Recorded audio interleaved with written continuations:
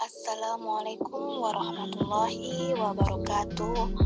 Perkenalkan, nama saya Nur Mulyani, Fakultas Ekonomi dan Ilmu Sosial, jurusan Manajemen S1. Di sini saya akan memberikan video pembelajaran yang berkaitan dengan Pancasila sebagai paradigma dalam kehidupan bermasyarakat, berbangsa, dan bernegara.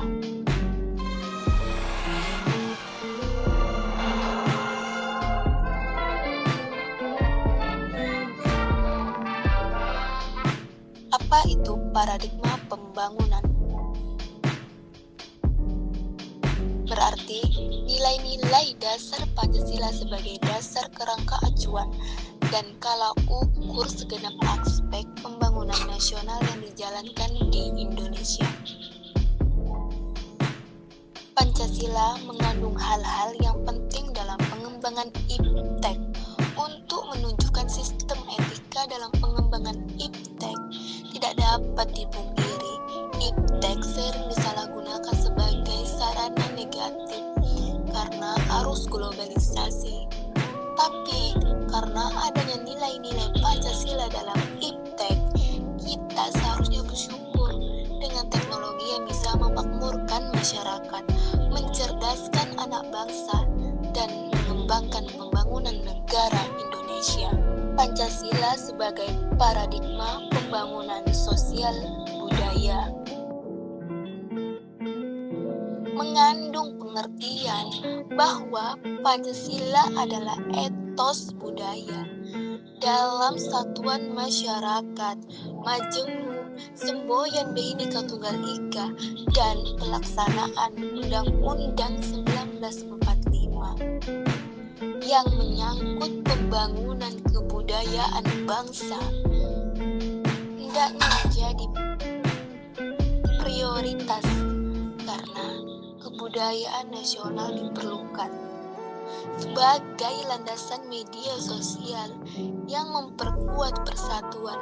Perlu ada pengakuan dan penghargaan terhadap budaya dan kehidupan sosial bagi kelompok bangsa Indonesia,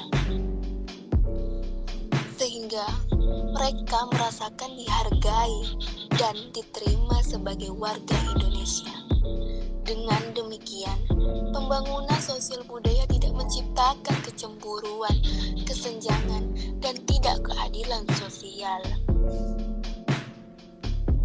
Pembangunan ekonomi tidak bisa dipisahkan dari nilai-nilai moral kemanusiaan, moral kerakyatan, ekonomi yang menyumanistik dengan tujuan demi kesejahteraan yang luas.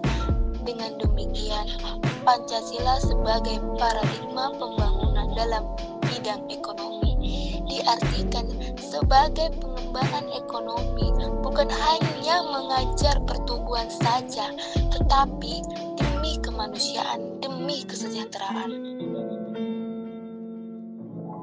Pancasila sebagai paradigma di bidang politik. Manusia Indonesia selaku warga negara harus ditempatkan sebagai subjek pelaku politik, bukan hanya sekadar ujian politik.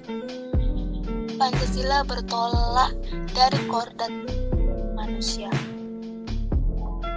Maka pembangunan politik bisa meningkatkan harkat martabat manusia. Sistem politik Indonesia yang bertolak belakang dengan manusia sebagai subjek harus mampu menempatkan kekuasaan tertinggi pada rakyat. Kekuasaan adalah dari rakyat, oleh rakyat, dan untuk rakyat. Oleh sebab itu, sistem politik Indonesia yang sesuai Pancasila sebagai paradigma adalah sistem politik demokrasi, bukan faktoriteri. Ayo, kita kembangkan negara Indonesia dengan menerapkan nilai-nilai Pancasila. Kalau bukan kita, siapa lagi?